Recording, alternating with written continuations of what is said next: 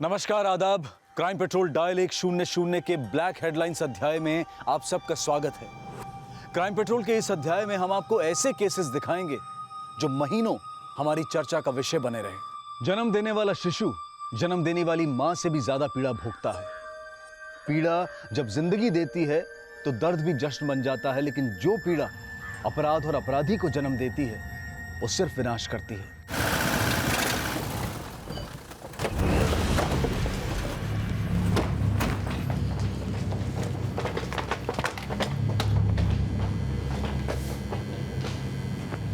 Inspector Prakash त्यागी, UP police crime branch. जी sir, बोलिए। कमरा number 201 किधर है? 201 तो सेकंड फ्लोर पे है सर, लेकिन छोड़ो, मास्टर की दो, पुलिस रेड है।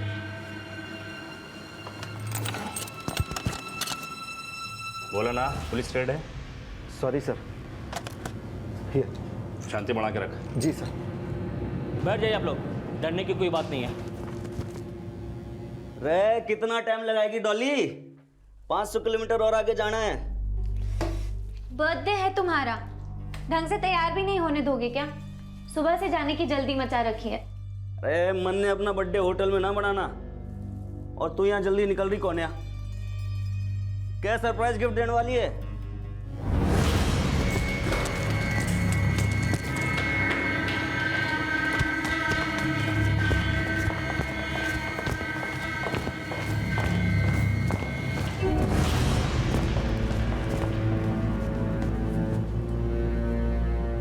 रे सरप्राइज क्वीन, बता भी देख क्या गिफ्ट देने वाली है।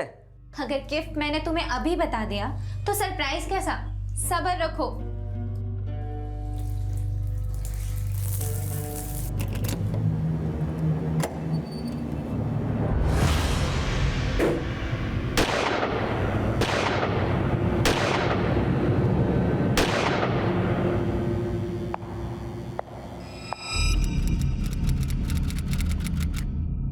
ऑपरेशन विनाश गाजियाबाद उत्तर प्रदेश पुलिस का एक ऐसा मिशन जिसमें उत्तर प्रदेश क्राइम ब्रांच द्वारा पुणे में किया गया एक एनकाउंटर मीडिया की सनसनी बन गया। पुलिस एनकाउंटर यानी पुलिस और अपराधी का ऐसा आमना सामना जिसमें अपराधी को जिंदा पकड़ना पुलिस के लिए एक बहुत बड़ी चुनौती होती है, लेकिन जब अपराधी बेकाबू होकर पुलिस पर हमला बोल देता है तो जवाबी फायरिंग में अक्सर अपराधी पुलिस की गोलियों से मारा जाता है। 12 मार्च 2017 को पुणे के एक होटल में किया गया यूपी क्राइम ब्रांच का एनकाउंटर फेक एनकाउंटर माना जाने लगा। यहां तक कहा गया कि कुछ पुलिस ऑफिसर्स ने सुपारी लेकर एनकाउंटर नहीं बल्कि हत्या को अंजाम दिया है। लेकिन क्या इन आरोपों में कोई सच्चाई थी? और उस होटल के रूम नंबर 201 में मौजूद वो लड़का लड़की कौन थे? क्या वो ऑपरेशन विनाश के खलनायक थे या फिर पीड़ित?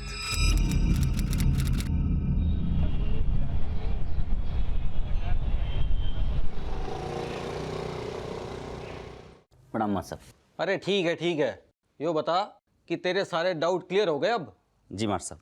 पर एक बात ध्यान रखना कि इस बार 70% से कम नहीं आने चाहिए तेरे। मां साहब 80% से कम आ गए ना तो आपका जूता और मेरा सर। अच्छा यो बता, तेरी माँ की तबीयत तो ठीक है? भाई आ गया? हो तो आज गए कौन नहीं। अच्छा ये को भाई दफ्तर कर लिया है? आ गया तू? हाँ। ए सुलोचना, थोड़ी सी चाय बना ले, संतोष भी आ गया। अले माँ, तेरी आयुर्वेदिक दवाइयाँ ले आया। ये ले, सुबह शाम हफ्ता भर खाइयो। हफ्ता भर में दंगल लड़ने लग जाएगी तू।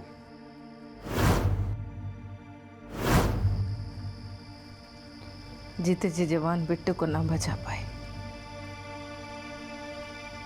इब के दंगल लड़ूंगी। माँ की बात करे तू भी? राक्षस की करनी का दोष तो राम जी को क्यों दे गए? देख नवीन भैया तो अब आ ना सके, पर हम सब तो है ना तेरे साथ। चल तेरा सास बहू वाला सीरियल देखेंगे। पापा ने आया अभी तक? भाई तू तो जाने पुलिस की नौकरी ने, उनका जाने का टाइम हो, वैसे आने का नहीं। अरे आगे लगता है। ला मने दे दो। आ गए पापा? कहाँ आगे बेटा, फिर जाना वापिस। अच्छा, और तबीयत कैसी है? पापा ने दे दे।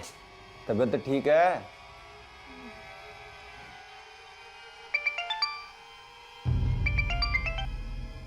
हेलो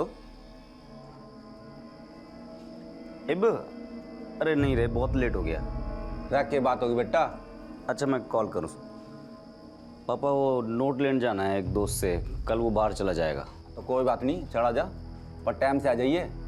हाँ पापा, मैं अबे आया बस।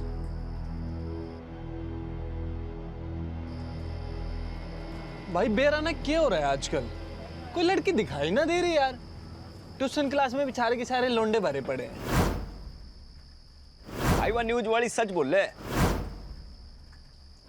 इंडिया में छोरों के अनुपात में छोरियां थोड़ी कम है, नहीं? क्या बसंड मचा रखी है यार। मैंने की लड़की देखने के लिए बुलाया था, पापा से झूठ बोल के आया मैं। अरे तो तू वकील बनकर कौन सी सच बोल लेगा भाई? चल चल आजा, प्रैक्टिस कर ले। यार तो यार रोज का ये चक्कर।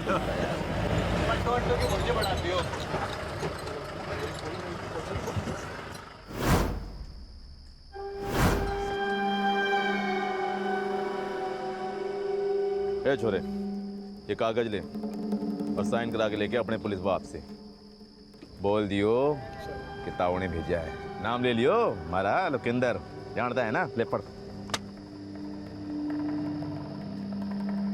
के देख रहा है? पता नहीं कि तने तेरे बाप ने तेरे भाई को ही बड़ा दूध घी पिलाया था, पर ऐसा गायब किया कि कोई साबित नहीं कर पाया। ये कागज साइन करा के आ अपने बाप से, वरना जानता है ना तने भी भट्टी में झोंक देंगे।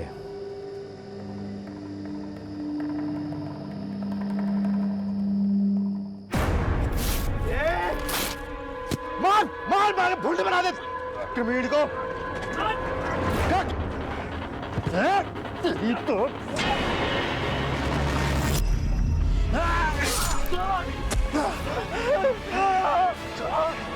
चल।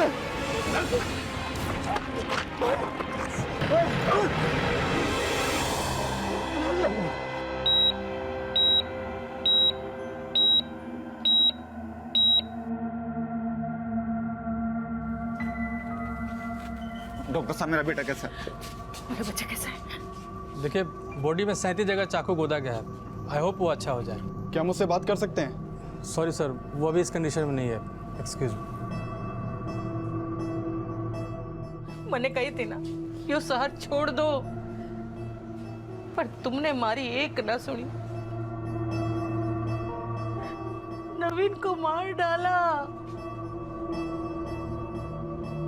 अरे संतोष, हे भगवान, अरे बच्चे को बचा ले।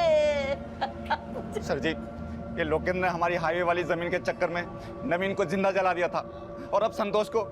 सर जी इस बार ऐसी चार्जशीट तैयार करो वो बाहर ना आ सके। अटैक करते ही अंडरग्राउंड हो गया वो।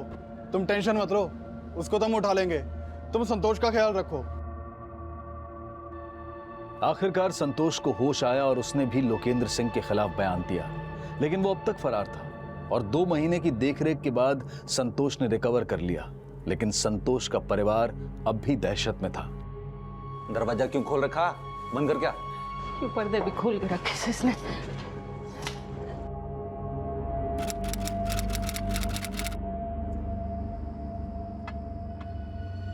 माँ रो रो के कुड़ती रहे, पापा सोच सोच के घुटते रहे कि पुलिस वाला होके भी अपनी औलाद को इंसाफ न दिला पाया। सब डरे हुए हैं घर में। बड़ी मुश्किल से बाहर आया हूँ आज। थोड़े दिन तो आड़े ते दूर चला जा, वरना वो लोग के अंदर तेरा जीना आराम कर दे। अरे भागने से ये समस्या का हल नहीं होने वाला। लोकेंद्र जैसे लोगों से भरी पड़ी है दुनिया। तो फिर क्या करेगा तू? जान से मार दूंगा साड़े ने। अरे बावड़ा हो गया कि तू? लोकेंद्र सिंह है वो। हर शेर का ना 1.25 शेर हो गए। संतोष सोलंकी पर हुए जानलेवा हमले के बाद से लोकेंद्र सिंह अंडरग्राउंड था। एक तरफ गाजियाबाद पुलिस उसे ढूंढने में जुटी थी और वहीं उसके हमले का शिकार संतोष सोलंकी भी उसे ढूंढ रहा था। पर उसकी ये तलाश उस फैसले में बदल पाएगी।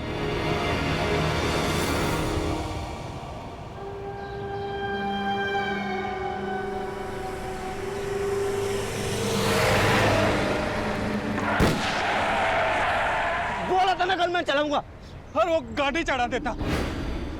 कहाँ भाग रहे हैं?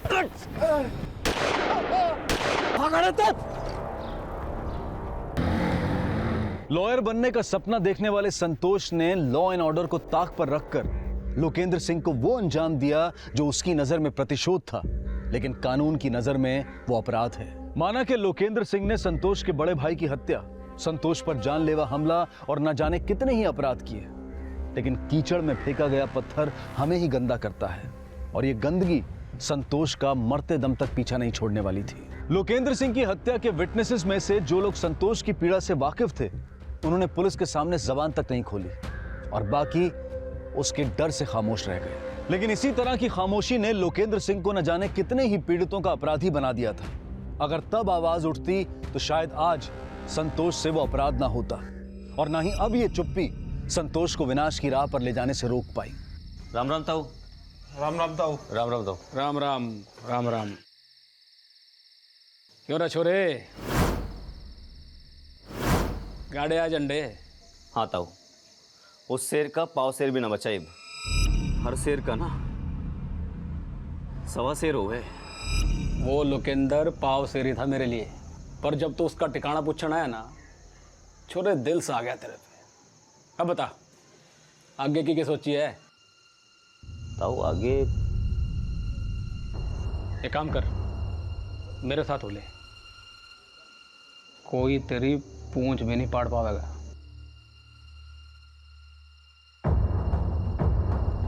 अखिलेश सिंह मेरठ से लेकर गाजियाबाद तक के इलाकों का एक नामी गैंगस्टर था और अखिलेश के गैर कानूनी धंधों के भागीदार बनते चले गए। पर जुर्म की दुनिया में कोई अकेला शेर नहीं होता, हर शेर का एक सवा शेर होता है, और अखिलेश सिंह का सवा शेर था रविंद्र सिंह जाट, जो कि एक व्हाइट कॉलर बिजनेसमैन था, लेकिन धंधे उसके भी गलत थे। रविंद्र भाई साहब, इस अखिलेश सिंह का गड़ा फोड़ना ही पड़ेगा, गड़ा ही पानी छिलक रहा है। इस रविंद्र के कुएं सुखाने हमने, बड़ा नेता बनने की सोच रहा है, उसकी नाक में नकेल डाल के जूते चटवाने मैंने उससे। अपने पास पटाखों की कमी है के जो सलाह लेने लग रहा है? देख, मने करनी है नेतागिरी, तू दिवाली खेल। अखिलेश सिंह और रविंद्र सिंह जाट की दुश्मनी की वजह से शहर में आए दिन गैंग वॉर की घटनाएं बढ़ रही थीं। पुलिस और प्रशासन पर सवाल उठ रहे थे, और इसी दौरान यूपी क्राइम ब्रांच के एनकाउंटर स्पेशलिस्ट इंस्पेक्टर प्रकाश त्यागी की पोस्टिंग गाजियाबाद में हुई, और उसकी अगुवाई में अपराधियों की नकेल कसने का ऑपरेशन चलाया गया।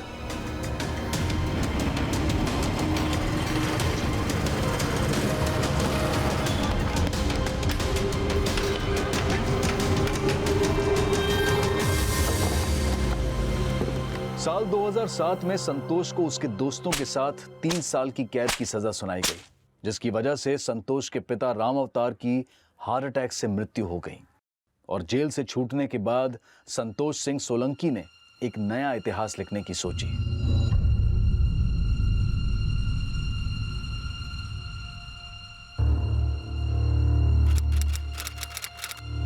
ताऊ कह रहा था कोई मारा बाल भी ना पाड़ पावेगा, पर क्या कर लिया उसने? हाँ भाई, बाहर आते ही कुत्तों की तरह हुक्म झाड़े हम पे है। जुर्म की दुनिया में ना अपना बाप खुद बनना पड़ता है, और अब कुत्ते नहीं बाप बनेंगे, बाप। रविंद्र सिंह जाट कल एक लैंड डील के लिए बागपत जा रहा है। हम अखिलेश को रविंद्र की टिप देंगे। कहाँ पे? अखिलेश रविंद्र को मारने का मौका छोड़ेगा नहीं, और हम अखिलेश को रण में अकेला छोड़ के भाग जाएंगे। रविंद्र साले, संतोष को अपने साथ में मिला लिया तूने। मैंने क्या बोल रहा है तू? अखिलेश, क्या बोल रहा है तू? क्या किया संतोष ने?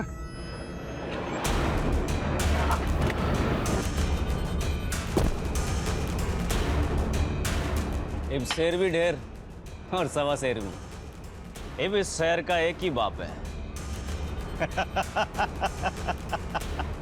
गलत इरादों ने संतोष सिंह सोलंकी को सोलंकी गैंग का सरगना बना दिया। उसने जुर्म की दुनिया में ऐसा पांव फैलाया कि वो कई अवैध धंधों का मालिक बन गया और पुलिस के लिए एक मोस्ट वांटेड क्रिमिनल।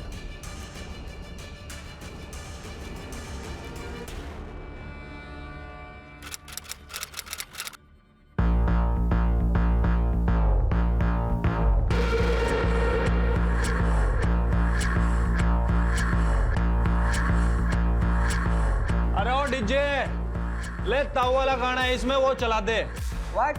अरे सुने ना के इसमें ताऊ वाला गाना वो बजा दे, अंग्रेजी गाने पे हमारे पाँव ना उठे। भाई इसमें पेन ड्राइव नहीं लगता है। अरे बजा या मत तड़ने बजा दू।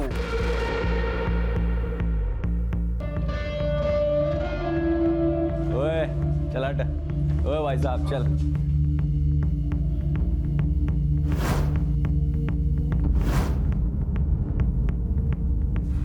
मैं इसी होटल में जॉब करती हूँ। अच्छा, तो होटल मैनेजमेंट किया था आपने? नहीं नहीं, एक्चुअली मुझे एक्टिंग और मॉडलिंग करनी है। और वैसे राजेश बता रहा था कि आपकी मुंबई की फिल्म इंडस्ट्री में काफ़ी जान पहचान है। मुंबई? हाँ, थोड़ी बहुत। वैसे आप मेरी हेल्प करेंगे ना? प्लीज। जी आप फिक्र मत करो, आपको जो हेल्प चाहिए होगी हम करेंगे। डॉली और संतोष की मुलाकातों का यह सिलसिला एक गैंगस्टर और एक सामान्य लड़की की प्रेम कहानी की दास्तान लिख रहा था, जिसका खामियाजा वो दोनों भुगतने वाले थे।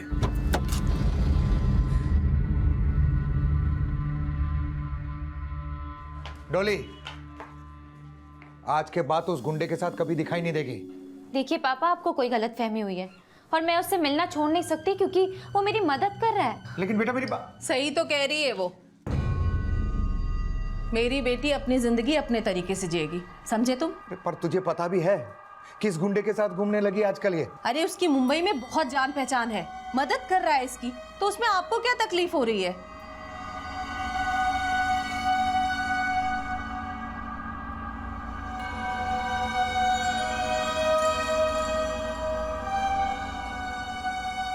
तेरे सपने भी सॉलिड हैं और इरादा भी। मैं अपना सपना भले ना पूरा कर पाया, पर तेरा सपना जरूर पूरा होगा। तुम्हारा कौन सा सपना है जो तुम पूरा नहीं कर पाए? अरे लॉयर बनना चाहता था मैं, पर वो कहते हैं ना, किस्मत में हो लुल्लू तो क्या करेगा गुल्लू। क्या? तुम्हारे पे हंस रही है? नहीं नहीं नहीं, तुम पर नहीं, तुम्हारी बातों पर हंस रही हूँ। तुम बहुत क्यूट बोलते हो। वैसे क्यूटी पर तुम्हारा बर्थडे आ रहा है, गोवा चले? गोवा छोरिया के गेल। वाह भाई, मौज हो रही से। अरे तुमने मौज करने की मनाही थोड़ी है, तुम भी चल लो। पर भाई तेरे पास तो छोरी है, हमारे पास क्या है? अरे तू टेंशन क्यों ले रहा? इंडिया में छोरों के अनुपात छोरियां कम है, हम इंपोर्ट कर लेंगे। सब सामान रख लिया? हाँ सब रख लिया। हाँ, आराम से जाना, फोन करना। हाँ हाँ लगता है आगे। चलो चलो चलो चलो माँ, लेट हो रही है। हाँ ये फोन करना जी।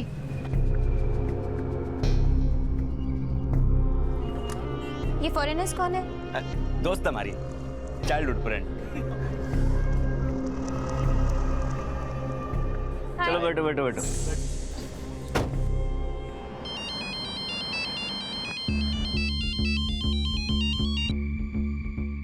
जैन सर। कहाँ हो त्यागी? सर एक क्रिमिनल को लेकर के थाने जा रहा था।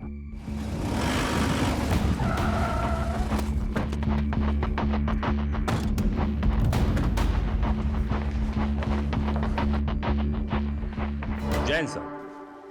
जय हिंद। इसे यहाँ क्यों लाए? बहुत चालाक है सर, 2 बार पहले भी भाग चुका है, इस बार कोई चांस नहीं देना। अब तुम संतोष सिंह सोलंकी के धरने के बारे में सोचो।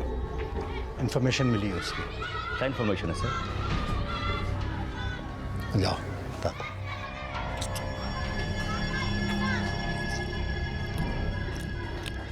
चल रहे से कहाँ से उठाया रे? चल चल।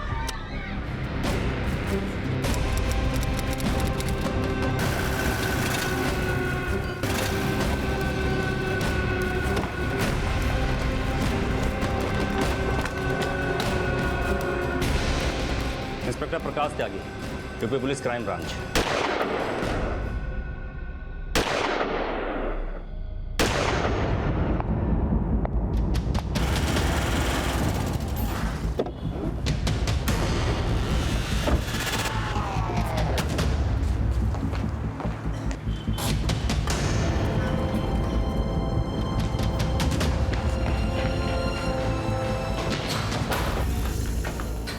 ये देखिए सर।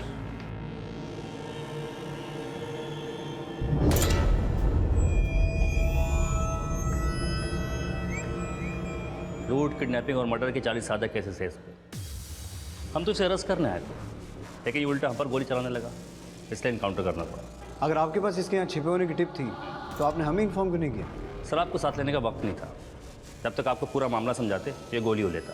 सर, होटल के स्टाफ ने बताया कि इसके साथ एक लड़की और 2 कपल भी आए थे। वो 2 लड़के इसके राइट हैंड हैं, दलबीर और राजेश। ऑपरेशन के वक्त शायद होटल के बाहर रहे होंगे, इसलिए भाग गए होंगे। और वो 3 लड़कियाँ, उनका संतोष सोलंकी केस से कोई सीधा लेना देना नहीं है। जो 2 अंग्रेज़न है वो अपने आप को प्रोस्टिट्यूट बता रही है, और हाँ, एक इंडियन है जो वो संतोष सोलंकी को अपना बॉयफ्रेंड बता रही है। आइए।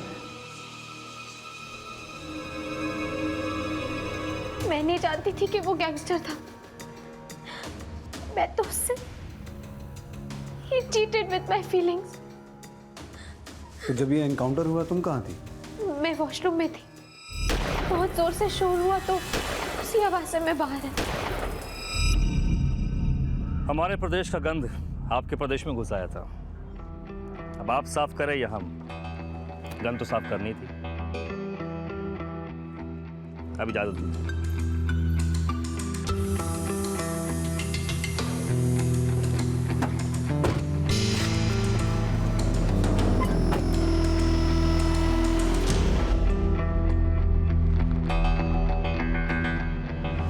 संतोष सोलंकी का एनकाउंटर इस प्रदेश के सभी असामाजिक तत्वों के लिए एक चेतावनी है कि प्रदेश में जो भी लॉ एंड ऑर्डर को असंतुलित करने की कोशिश करेगा उसे बख्शा नहीं जाएगा। इंस्पेक्टर प्रकाश त्यागी की टीम के इसी साहसिक कार्य के लिए यूपी पुलिस ने उन्हें सम्मानित करने का फैसला लिया है। Thank you. देखिए, हमारा मकसद अपराध को खत्म करना है, लेकिन जब कभी अपराधी बेकाबू हो जाते हैं तो हमें उन्हें भी खत्म करना पड़ता है। मैं मीडिया के माध्यम से संतोष के साथी तलबीर और राजेश से ये अपील करता हूँ कि खुद को सरेंडर करके न्यायालय के सामने अपने आप को सरेंडर करने में हमारी मदद करें। त्यागी जी, पुलिस विभाग ने ये घोषणा की थी कि संतोष सोलंकी की सूचना देने वाले को 2 लाख रुपए का इनाम घोषित किया जाएगा। जी। तो आपको उसके पुणे में छुपे होने की सूचना किसने दी? देखिए, ये सूचना हमें हमारे रिसोर्स से मिली थी, लेकिन हम मीडिया के सामने डिस्क्लोज नहीं कर सकते। सॉरी सर, थोड़ा हमें डिटेल में बताइए ना, आपने ये सब कैसे किया? सर, इस केस में जो गाजियाबाद पुलिस ने जिस क्रिमिनल का एनकाउंटर किया था उसकी पोस्टमार्टम रिपोर्ट और गन की बैलिस्टिक रिपोर्ट आ गई? सर, ये पोस्टमार्टम रिपोर्ट तो आ गई है, लेकिन बैलिस्टिक रिपोर्ट आने में अभी 2 दिन लगेंगे। और संतोष की बॉडी को उसके घर वालों को सौंपने के लिए मैंने गाजियाबाद पुलिस को इन्फॉर्म कर दिया। गाजियाबाद पुलिस ने इस केस की जो क्लोजर रिपोर्ट बनाई है वो मंगवा। Okay sir. कोई जन्म से अपराधी नहीं होता, लेकिन संतोष सिंह सोलंकी एक कुख्यात अपराधी बना। और संतोष सिंह सोलंकी के एनकाउंटर के बाद आइए उनके घर वालों का क्या कहना है जानते हैं।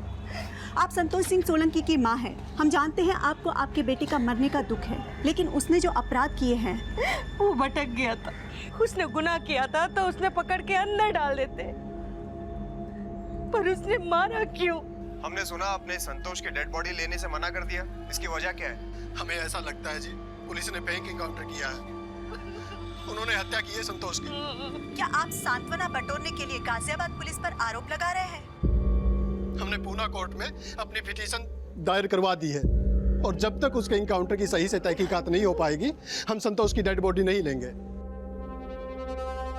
संतोष चाहे जिन भी परिस्थितियों वश अपराधी बना हो, लेकिन अपराधी ना तो दया का पात्र बन सकता है और ना ही सांत्वना का। लेकिन यह केस संतोष के गुनहगार या बेगुनाह होने का डिस्कशन नहीं था, बल्कि इन सवालों पर खड़ा था कि क्या संतोष को गिरफ्तार करके कोर्ट में पेश करने की संभावना थी या फिर उसका एनकाउंटर एक साजिश थी। संतोष के परिवार के गंभीर आरोपों और मीडिया के दबाव ने इस केस का रुख बदल दिया और अदालत ने पुणे पुलिस को इस एनकाउंटर की जांच करने के आदेश दिए। लेकिन जिस पुलिस टीम को उनके राज्य में हीरो समझकर सम्मानित किया जा रहा हो, उनके खिलाफ जांच करना पुणे पुलिस के लिए एक बहुत बड़ी चुनौती थी। इस बार यह जंग पुलिस और क्रिमिनल के बीच नहीं, बल्कि 2 राज्यों की पुलिस के बीच थी। कोर्ट का ऑर्डर है संतोष सोलंकी के एनकाउंटर की जांच करने का। आप लोगों को क्या लगता है ये एनकाउंटर सही है या गलत? सर अभी तो कुछ भी कह पाना जल्दबाजी होगी, लेकिन उस गैंगस्टर के पास से जो पिस्टल बरामद हुई थी वो केरला के एक बिजनेसमैन की लाइसेंस पिस्टल थी जो 2 महीने पहले चोरी हो गई थी। हो सकता है वो पिस्टल संतोष ने या उसके किसी आदमी ने चोरी की हो। लेकिन सर गाजियाबाद का नामी क्रिमिनल जो खुद इलीगल वेपन्स में डील करता था, उसका केरला से चोरी हुई पिस्टल से कनेक्शन कुछ बनता नहीं है। ठीक है, आप लोग सब कुछ अच्छे से इन्वेस्टिगेट कीजिए। सर हो सकता है संतोष का केरला में कोई कनेक्शन हो, और वैसे भी वो एक नामी क्रिमिनल था, फिर उसके एनकाउंटर की जांच की क्या जरूरत? सावंत, हर क्रिमिनल को सरेंडर करने का हक होता है। अगर ये एनकाउंटर फेक था तो कानून की नज़र में यूपी पुलिस के वो ऑफिसर भी मुजरिम हैं जिन्होंने इस एनकाउंटर को अंजाम दिया था। सबसे पहले एनकाउंटर वाले दिन का होटल का सीसीटीवी फुटेज चेक करते हैं। Right sir.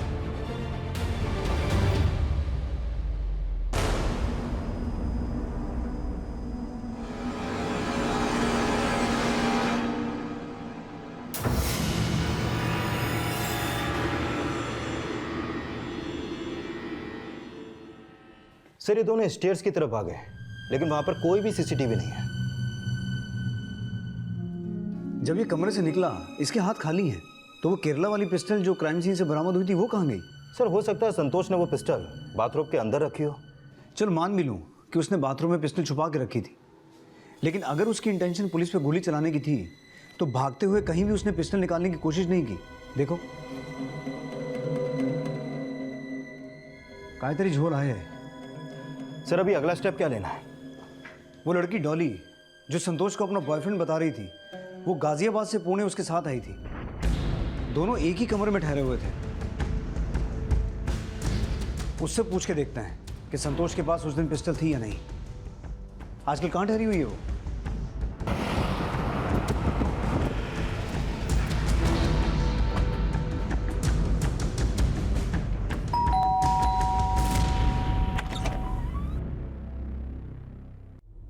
हाँ सर, वो पिस्टल रखता था।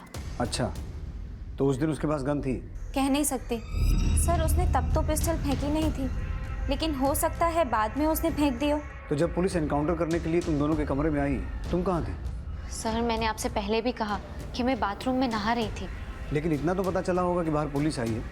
तो जब पुलिस आई तो संतोष और पुलिस के बीच में क्या बातें हो रही थी? सर मैंने कुछ नहीं सुना था। मैंने आपसे कहा मैं नहा रही थी, तो इसीलिए पानी की आवाज़ में मुझे कुछ सुनाई नहीं दिया। पहले तुमने कहा था कि तुम्हें इस बात का नहीं पता था कि संतोष एक गैंगस्टर है, लेकिन वो अपने पास पिस्टल रखता था। सर, उसने मुझसे कहा था कि उस पिस्टल का उसके पास लाइसेंस है, और वो अपने काम के बारे में मुझसे कभी डिस्कस नहीं करता था।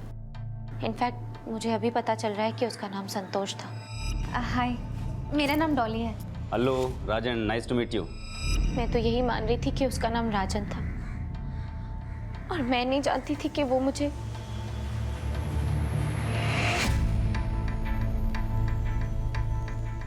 सर सुना है पुणे पुलिस हमसे पूछताछ करने आ रही है। सर ये क्या बात हुई? हमने एक क्रिमिनल का इनकाउंटर किया है और ऐसे ट्रीट किया जा रहा है जैसे हम खुद क्रिमिनल हो। सिंह साहब बीपी हाई ना करो। यूपी पुलिस ने जो हमें सम्मान और इनाम दिया है वो पुणे पुलिस की पूछताछ से वापस नहीं होगा।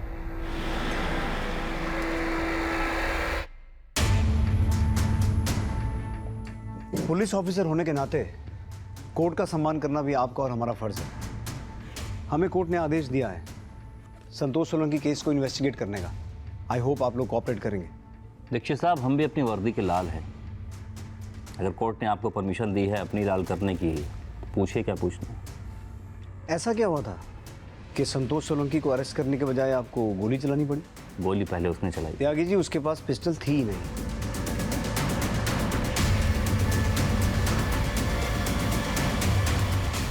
और इंटरेस्टिंगली जिस जगह उसे गोली मारी गई वहां सीसीटीवी नहीं था। सीसीटीवी नहीं था तो हम झूठे हो गए। वो पिस्टल संतोष सोलंकी की ही ये थी उस एनकाउंटर की पूरी असलियत। आप जितनी भी इंक्वायरी कर ले, ये असलियत नहीं बदलेगी। तो उसके पास पिस्टल थी? हाँ थी। केरला की पिस्टल थी वो? जी। आप तो संतोष सोलंकी का पूरा इतिहास जानते हैं। जी। तो संतोष सोलंकी का केरला से क्या कनेक्शन था? देखिए, ये इन्फॉर्मेशन हमारे पास नहीं है कि उससे केरला से क्या संबंध था, लेकिन वो पिस्टल उसके पास थी। संतोष सोलंकी पुणे के एक होटल में छिपा हुआ था ये टिप आपको किसने दी? मैं उसका नाम नहीं बता सकता, सॉरी। वजह? दीक्षित साहब, संतोष सोलंकी अपराधी नहीं, एक गैंग है। मैं अपने इन्फॉर्मर का नाम बताकर उसकी जान खतरे में नहीं डाल सकता। तुम्हारे सीनियर क्रिमिनल के पीछे भागे तो तुम लोग कमरे में क्यों रुक गए? सर बाथरूम का दरवाज़ा भीतर से बंद था और हम उन्हें कवर कर रहे थे। हमने लगा भीतर कोई क्रिमिनल होगा, लेकिन अंदर डॉली थी। अच्छा, अंदर से कोई आवाज़ आ रही थी, टैप या शार की? नहीं जी, अंदर से तो ऐसी कोई आवाज़ नहीं आ रही थी। सर, डॉली ने बोला कि उसने कमरे से कोई आवाज़ नहीं सुनी। पर सावन, डॉली झूठ क्यों बोलेगी? और अगर पुलिस वाले झूठ बोल रहे हैं तो उनके झूठ बोलने का मकसद? सर, दोनों तरफ के बयानों में अंतर तो है। और एक बात सर, त्यागी ने हमें यह नहीं बताया कि उसे संतोष के उस होटल में छिपे रहने की टिप कहां से मिली। सर, कहीं ये टिप डॉली ने तो नहीं दी? लेकिन डॉली टिप क्यों देगी? संतोष के दोनों राइट हैंड दलबीर और राजेश जो उसके साथ होटल में आए थे, हो सकता है उन्होंने संतोष का धंधा अपने कब्जे में करने के मकसद से ये टिप त्यागी को दी हो। पॉसिबल है सर। एक अपराधी अपराधी का दुश्मन हो सकता है। डॉली को इन्वेस्टिगेट करो और ये पता लगाने की कोशिश करो कि अगर वो एनकाउंटर फेक था तो त्यागी और उसकी टीम को किससे क्या फायदा हुआ होगा। और ये भी पता लगाओ कि दलबीर और राजेश कहाँ छुप के बैठे हैं। Okay sir. अब इस एनकाउंटर से जुड़े पुलिस ऑफिसर्स और संतोष की गर्लफ्रेंड डॉली के कॉल रिकॉर्ड्स खंगालने के साथ साथ संतोष के राइट हैंड राजेश और दलबीर की भी तलाश की जाने लगी। और जल्द ही राजेश के मुंबई में छिपे होने की एक सूचना मिली और राजेश को महाराष्ट्र पुलिस द्वारा अरेस्ट कर लिया गया। मैंने कुछ नहीं किया साहब जी। मैं तो संतोष के लिए अपनी जान भी दे सकता था। मैंने कोई टिप ना दी। दलबीर कहाँ है वो बता। वो जिस दिन संतोष का एनकाउंटर हुआ ना, हम अलग अलग हो गए। हमको लगा साथ में रहेंगे तो फंस जाएंगे और थोड़ा उलिया भी बदल लिया। लेकिन जैसा आप सोच रहे ना, ऐसा कुछ नहीं है। न मैं संतोष को धोखा दे सकता था और न दलबीर। डॉली को संतोष के धंधे के बारे में पता था? नहीं जी साहब जी, वो तो उसकी गर्लफ्रेंड थी। 2-3 महीने पहले ही मिली थी उससे। वो डॉली को फिल्मों का शौक था। संतोष उसका शौक पूरा कर रहा था, उसके ऊपर पैसे भी लगाता था, उसके लिए फ्लैट भी खरीद रखा था साहब। संतोष ने डॉली को अपना नाम राजन बता रखा था? हाँ जी सर। लेकिन संतोष उससे प्यार करने लगा था। वो उससे शादी करना चाहता था। संतोष बुरे धंधे में एक अच्छा आदमी था साहब। औरतों की बहुत इज्जत करता था। उसने घनी छोरियों की शादी भी करवा रखी थी। चाहते तो उसको अरेस्ट कर लेते, लेकिन उसको जान से नहीं मारना चाहिए था साहब। सर, डॉली के कॉल रिकॉर्ड के मुताबिक वो पिछले 3 महीने से संतोष के टच में थी। और ये बात भी सही है कि संतोष ने डॉली के लिए एक फ्लैट भी खरीदा था। सर, संतोष से दोस्ती करके डॉली को फायदा बहुत था। मुझे नहीं लगता कि उसने संतोष के लिए कोई टिप दी होगी। सर, एनकाउंटर वाले दिन इस कॉल रिकॉर्ड के मुताबिक वो सिर्फ अपने माँ के ही टच में थी। हेलो सर, डॉली का फोन स्विच ऑफ आ रहा है और उसका घर भी बंद है। डॉली के अचानक गायब होने की असल वजह अभी तक साफ होनी बाकी थी, लेकिन वो कहां गायब थी ये पता करने के लिए पुणे पुलिस डॉली के माता पिता से पूछताछ करने गाजियाबाद पहुंची।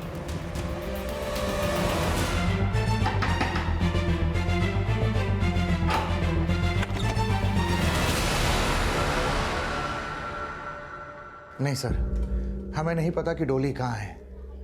मैं तो उसको समझाते समझाते तंग आ गया था कि उस गुंडे से दूर रहा कर। आपने डॉली को बताया था कि संतोष सोलंकी जिसके साथ वो घूम रही थी वो इतना बड़ा अपराधी था? नहीं साहब, इतना बड़ा अपराधी था ये तो नहीं पता था, पर हाँ गुंडा जरूर था ये पता था। आप डॉली के पापा की बात मत सुनिए सर, जलते हैं मेरी बेटी की खुशी से। लेकिन संतोष ने डॉली पे पैसा तो खूब उड़ाया, इसे ही खुशी मानती हैं आप? वैसे आपको पता भी था कि संतोष कौन था, क्या था? अरे वो कोई भी हो सर, इसमें मेरी बेटी का क्या दोष है? प्यार करने लगी थी उससे, उसके चक्कर में इतना बदनाम हो जाएगी वो जानती भी नहीं थी। उल्टा लोगों के तानों के डर से हमसे अलग रहने लगी वो। लेकिन अब गायब कहाँ हो गई? यही तो समझ में नहीं आ रहा है सर। और मुझे तो डर लग रहा है कि कहीं मेरी बेटी किसी मुसीबत में ना हो। सर, डॉली जब से गाजियाबाद से पुणे की तरफ ट्रेवल कर रही थी, वो लगातार एक सोशल नेटवर्किंग साइट पर अपना पेज भी अपडेट कर रही थी। ये देखिए सर। सर, कहीं ऐसा तो नहीं कि इस तरीके से वो प्रकाश को अपनी लोकेशन का हिंट दे रही है? अगर वो ऐसा कर रही थी तो मकसद क्या था? क्योंकि पैसा तो उसे संतोष से भी मिल रहा था। एक minute. Hello sir, inspector Prakash त्यागी का दूसरे नंबर का पता चला है जो कि वो इस्तेमाल किया करते थे। सर प्रकाश त्यागी के एक दूसरे नंबर का पता चला है जो वो यूज किया करता था। सर एनकाउंटर वाले दिन प्रकाश त्यागी का दूसरा नंबर मनीष सिंह जाट नाम के आदमी से लगातार टच में था। ये देखिए सर, मैंने इस मनीष सिंह जाट के बारे में पता किया तो पता चला कि संतोष और मनीष सिंह जाट की आपस में काफी ठसन थी। किस बात को लेके? मनीष सिंह जाट रविंदर सिंह जाट का छोटा भाई है। रविंदर और अखिलेश में दुश्मनी थी। हम अखिलेश के लिए काम करते थे। संतोष ने दोनों को मारने का प्लान बनाया था। अखिलेश सिंह के मरते ही हमने उसके सारे धंधों पे कब्जा कर लिया और रविंदर सिंह के जेल जाते ही हमारा गैंग चल निकला। बस तब से रविंदर सिंह और मनीष ने दुश्मनी पाल ली थी संतोष से। सर मैंने पता किया ये रविंद्र सिंह जाट जेल में होने के बावजूद जेल के अंदर से अपना धंधा चला रहा है। तो हो सकता है उस एनकाउंटर की साजिश रविंदर की हो और मनीष सिंह जाट उसका रिमोट कंट्रोल। मनीष सिंह जाट से पूछताछ करते हैं। क्या मनीष सिंह जाट ने इंस्पेक्टर प्रकाश त्यागी को संतोष का फेक एनकाउंटर करने की सुपारी दी होगी? मनीष सिंह जाट की हत्या ने इस केस को और भी उलझा दिया था और उसकी हत्या कराने के शक में यूपी पुलिस ने संतोष के घर वालों को तलब किया। पकड़ो इसे। तुम लोग इधर आओ। पकड़ो इन्हें। हमें कहां लेके जा रहे हो? इनको भी लेके आओ। भगवान माफ ना करेगा तुझे, देख लीजिए। सर मैंने मनीष सिंह जाट के भी कॉल रिकॉर्ड चेक किए।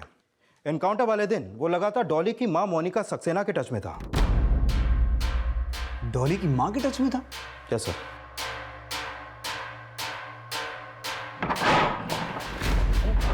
सर थोड़ा घर सर्च करो अच्छे से। क्या हुआ सर? आपके घर पे सर्च वारंट है हमारे पास। अरे आप लोग अंदर कैसे आ गए? क्या कर रहे हैं आप लोग? वहां कुछ नहीं है।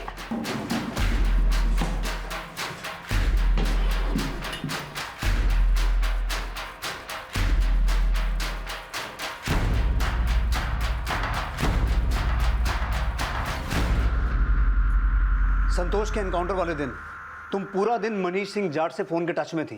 क्या बातें हो रही थी उससे? बोलो। तुम्हारे घर में इतना कैश पड़ा हुआ था और तुम्हें मालूम तक नहीं? मुझे नहीं पता कि घर में इतना पैसा कहां से आया। डॉली कहाँ है? सर मुझे नहीं पता कि वो कहाँ है, पर हाँ उसकी माँ जरूर जानती होगी कि वो कहाँ है। सर मैं सच में नहीं जानती कि डॉली कहाँ है। लेकिन तुम्हें वो पैसा मनीष सिंह जाट ने दिया था, राइट? बोलो। मारना मत, बताती हूँ।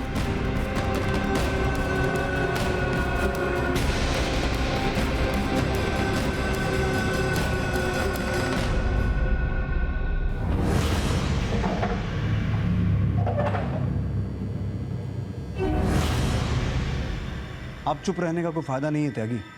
डॉली की माँ ने सब कुछ बता दिया है। मनीष सिंह जाट ने डॉली की माँ को पैसों का लालच देकर डॉली को संतोष का मुखबिर बनवाया था।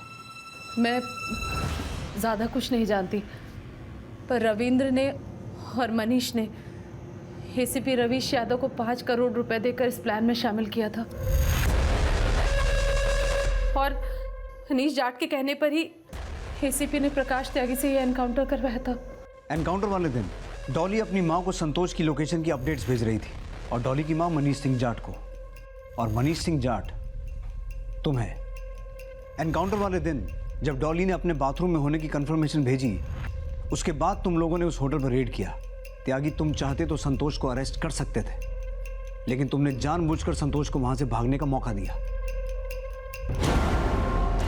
संतोष के पास पिस्टल थी ही नहीं, क्योंकि डॉली के कहने पर वो पिस्टल पहले ही पहन चुका था। वो पिस्टल तुमने ही क्राइम सीन पे प्लांट की थी। शक तो मुझे उसी दिन हो गया था जब मैंने तुम्हें टीवी पर देखा था। तुम्हारे हाथ पर पट्टी बंधी हुई थी। तुमने अपनी क्लोजर रिपोर्ट में ये लिखा था कि संतोष ने तुम पर और तुम्हारी टीम के एक कांस्टेबल पर गोली चलाई थी। लेकिन जब हमने हॉस्पिटल से पता किया तो तुम अपने उस कांस्टेबल के साथ वहां अपना इलाज करवाने रात 9 बजे गए थे, जबकि एनकाउंटर हुआ था सुबह 11 बजे। असलियत यह है त्यागी कि तुमने अपने आप को और अपने कांस्टेबल को खुद गोली मारी थी।